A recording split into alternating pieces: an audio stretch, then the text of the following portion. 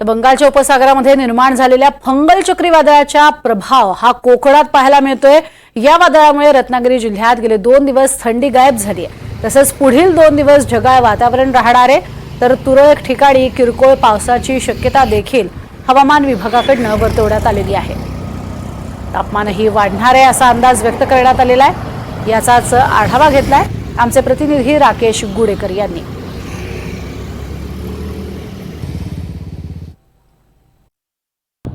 बंगालच्या उपसागरात निर्माण झालेल्या फेंगल चक्रीवादळाचा परिणाम कोकणातही जाणवू लागलेला आहे।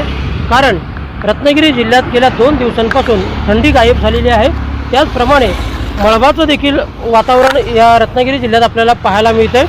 पुढचे 2 दिवस रत्नागिरी जिल्ह्यात ढगाळ वातावरण राहील असा अंदाजही हवामान खात्याकडून वर्तवण्यात आलेला आहे।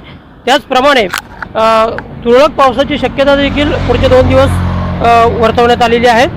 तसेच या फेंगल चक्रीवादळामुळे तापमानात देखील वाढ होण्याची शक्यता वर्तवण्यात आलेली आहे। तापमान जवळपास 2.8 अंश डिग्री सेल्सिअस एवढं वाढणार असल्याचा अंदाजही व्यक्त करण्यात आलेला आहे।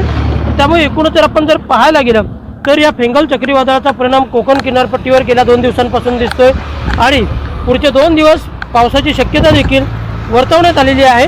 पण एकूणच या चक्रीवादळाच्या प्रभावामुळे कोकणातली थंडी गायब झालेली पाहायला मिळते। कारण गेल्या आठवड्यात थंडीचा पारा जो म्हणजे तापमानाचा पारा जो आहे तो जवळपास 16 ते 17 अंश सेल्सिअसपर्यंत खाली आलेला होता। तर दापोलीमध्ये देखील तापमानाचा पारा 10 अंश सेल्सिअसपर्यंत खाली आलेला होता। मात्र गेल्या 2 दिवसांपासून रत्नागिरी जिल्ह्यातील थंडी या फेंगल चक्रीवादळामुळे गायब झालेली आहे। त्या चक्रीवादळाचा परिणाम जो आहे तो कोकण किनारपट्टीवर आपल्याला दिसून येत आहे आणि पुढचे 2 दिवस या फेंगल चक्रीवादळाचा परिणाम कोकण किनारपट्टीवर दिसून येईल असा अंदाजही हवामान खात्याकडून वर्तवण्यात आलेला आहे।